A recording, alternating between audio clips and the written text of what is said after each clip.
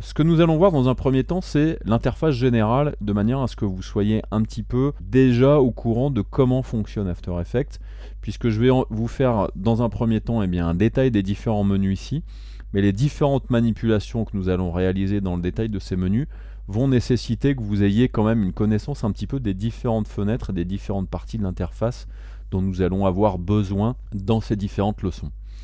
Donc, la première partie qui est intéressante ici dans After Effects, c'est tout simplement la partie du menu, dans lequel vous avez différentes options qui sont spécifiques à la création de fichiers, à l'édition de ces fichiers-là, et des différents éléments présents dans vos projets After Effects, et ensuite différentes options et différents menus spécifiques au logiciel, et donc qui divergent un petit peu de ce que vous avez peut-être l'habitude de connaître dans d'autres logiciels de création. Ensuite, la partie juste en dessous, c'est tout simplement la barre d'outils, qui va vous permettre de sélectionner différents outils en fonction des différentes tâches que vous allez réaliser dans vos projets et vos compositions dans After Effects. Donc nous verrons un petit peu plus tard aussi l'explication concernant ces différents outils ici. Ensuite, la première fenêtre que vous avez ici, le premier panneau que vous avez présent ici tout de suite en haut à gauche, c'est ce que l'on appelle la fenêtre de projet, mais que peut-être certaines personnes vont appeler aussi le chutier, qui va vous permettre de visualiser les différents éléments que vous aurez importés dans After Effects, d'avoir des informations sur la spécificité du fichier importé ou différents éléments concernant les compositions et différents éléments que vous auriez créés directement à l'intérieur d'After Effects. Donc il y a une mise en place qui est spécifique donc à After, mais qui peut correspondre un petit peu à ce que certains d'entre vous connaîtraient dans des logiciels de montage du type Final Cut, Premiere, Avid, etc., etc. Pour que vous voyez un petit peu comment ça fonctionne dans cette fenêtre-là, ce que je vais faire, je vais importer tout simplement un élément vidéo. Donc je vais aller dans Fichier, je vais aller dans Importer ici, et je vais importer un fichier directement. Donc je vais prendre ce fichier vidéo-là qui, pour l'instant, traîne dans un coin de mon disque dur. Quand vous avez importé un élément à l'intérieur de votre fenêtre de projet, tout simplement, quand vous le sélectionnez, vous avez différentes informations ici qui peuvent être pratiques.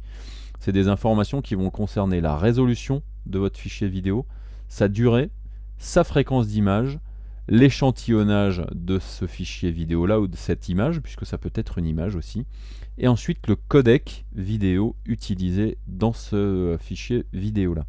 Donc ensuite, en fonction du nombre de fichiers que vous avez présents là, vous allez pouvoir ensuite après les ranger en utilisant par exemple ici l'option de création de dossier qui vous permet de ranger différentes choses à l'intérieur. Vous pouvez les supprimer en les sélectionnant directement ou en les mettant à la poubelle directement ici.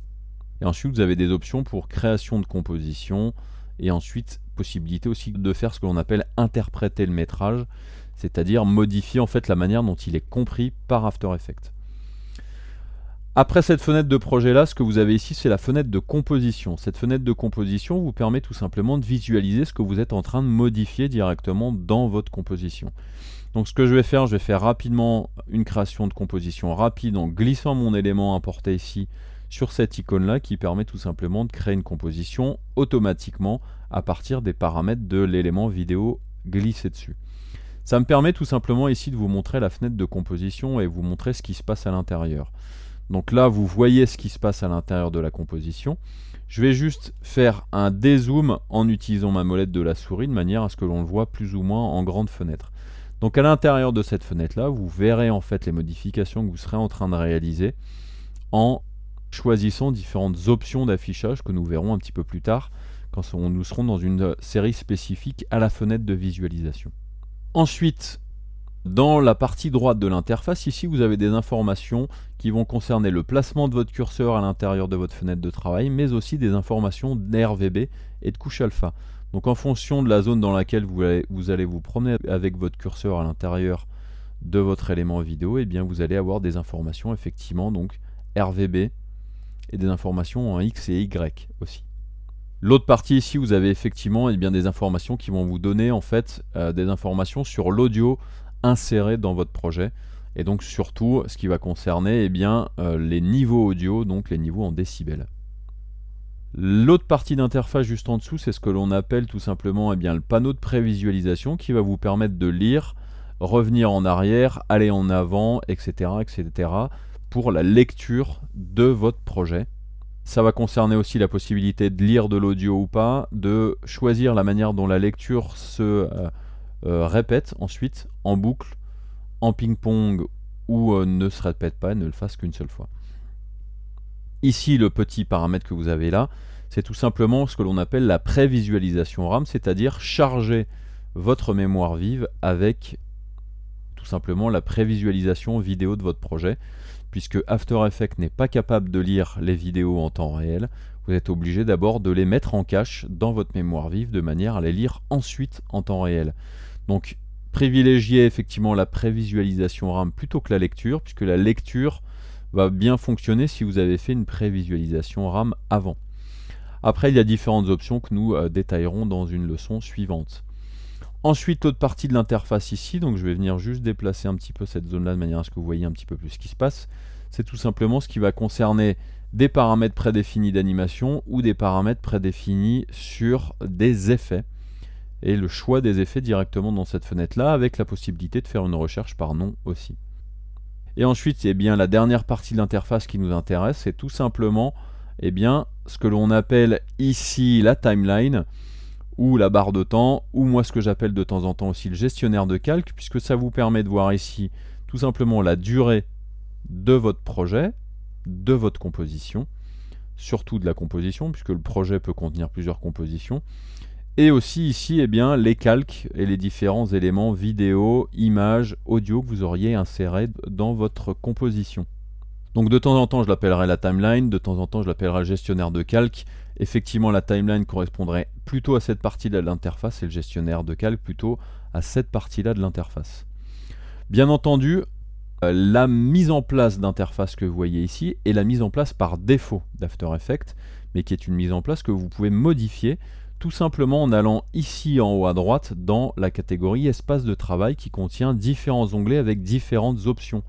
Donc vous pouvez modifier en fait la mise en place des menus en fonction tout simplement eh bien, du type de travaux que vous avez à réaliser dans After Effects. Et donc vous pouvez voilà, changer cette mise en place là, passer des différents modes les uns après les autres ici. Et vous pouvez aussi donc modifier ces modes là. Tout simplement, si vous venez dans chacune des parties de l'interface ici, vous remarquez que vous avez possibilité, si vous mettez entre deux panneaux, eh bien, d'agrandir ou de rétrécir la visualisation de ces panneaux-là. Donc ça déjà c'est une modification d'interface importante. Ensuite sur chacun de ces panneaux-là, vous avez tout simplement ici possibilité, là, de choisir en cliquant sur cette espèce de petit menu, de désancrer le panneau, désancrer le groupe, fermer le panneau, fermer le groupe. Alors quelle est la petite nuance ?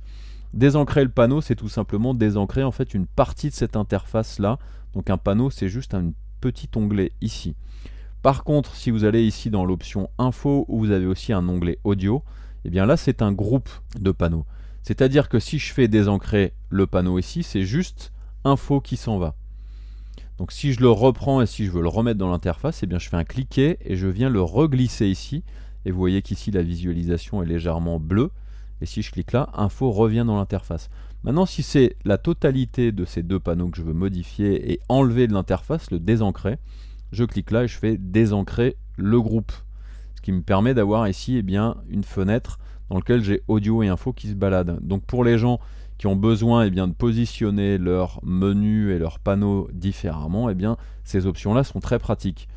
Pour le recaler dans l'interface, c'est tout simple, vous prenez votre panneau désancré, vous venez dans l'interface ici et normalement, ici, voilà, donc plutôt que de prendre l'eau, ici vous prenez plutôt le panneau là, ici, et vous venez le sélectionner et le recaler, donc panneau par panneau, directement, je viens là, et hop, je viens le caler ici. La prévisualisation, je peux maintenant la descendre et la mettre plutôt en bas, ici. Donc les panneaux, vous pouvez vraiment les mettre où vous voulez, donc là par exemple, prévisualisation, je peux le prendre et je peux même le glisser ici sur les côtés, par exemple, ici, ou le mettre par exemple au-dessus, ici, etc., etc. Donc tous vos panneaux, vous pouvez vraiment les modifier, les mettre de partout, il n'y a pas de souci là-dessus. Donc après, ça peut un peu mettre le Bronx dans vos panneaux, mais après, à vous, effectivement, de choisir comment vous voulez mettre en place vos différents éléments dans vos fenêtres. Bien entendu, si vous faites des modifications là-dessus, donc par exemple, je prends prévisualisation, je le mets là-bas, je prends rendu et je le mets là-bas, etc., etc.